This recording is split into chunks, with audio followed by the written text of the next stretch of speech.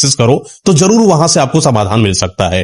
तो कई सारे गांव वाले एक साथ एकजुट होते हैं और थोड़ी ही दूर पर एक गुफा है और गुफा के पास वो जो तांत्रिक अपनी साधना को कर रहा था और वो जैसे साधना से जागृत होता है गांव वालों के पास आता है। गांव वाले अपनी समस्या बताते हैं, जैसे तांत्रिक को उन समस्याओं के बारे में पहले से पता हो। तांत्रिक बोलता है इसका समाधान है अपने पास, लेकिन इसके लिए मुझे एक साधना को करना पड़ेगा। इस साधना में एक बलि चाहिए होगी। ये बलि कोई बकरा या मुर्गा की हो सकती है। बोले ठीक है।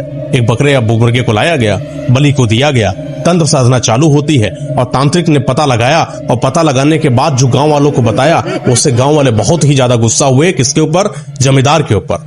तांत्रिक ने बताया कि किस तरीके से अशोक के ऊपर जुल्म ढाया तुम्हारे जमींदार लोगों ने, मोहनलाल और सोहनलाल ने। मोहनलाल ने अशोक की जमीन को हड़पा और उसकी पूरी जो व्यथा है किस तरीके से हुई थी यह तांत्रिक अब लोगों को समझा रहा होता है कि कैसे उसको मारा गया है।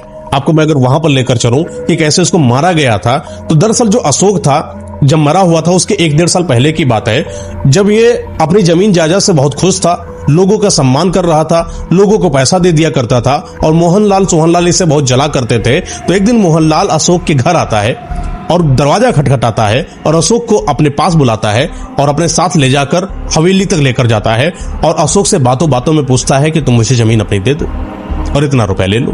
तो अशोक उस चीज को देने से मना कर देता है क्योंकि जमींदारी प्रथा बहुत तेज थी। उन्होंने बोला कि या तो आप पैसा ले लो या तो आप मार दिए जाओगे। तो जमींदार से अकड़ गया अशोक, पैसे वाला भी था, तो बोला कि एक काम करते हैं, जमीन तो नहीं दूंगा और आप पैसा अपने पास रख लो, कुछ भी हो जाए मैं कुछ नहीं कर सकता, मैं जमीन नहीं दूंगा, आप कुछ भी कर लो। अशोक अपनी धुन पर अड़ा हुआ था और वो मोहनलाल सोहनलाल लोग अपनी धुन पर अड़े हुए थे, यानी जमीन चाहिए, ये जमीन ना देने के लिए तैयार। तो सोहनलाल बोलता अपने भाई मोहनलाल से काम करो, इसको जाने दो।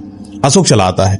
थोड़े दिन के बाद अशोक के जो 2 बेटे थे उन दोनों बेटों को मोहनलाल और सोहनलाल अगवा कर लेता है, उठवा लेता है, उठवा के अपने पास लाकर फिर से अशोक को बुलवाता है।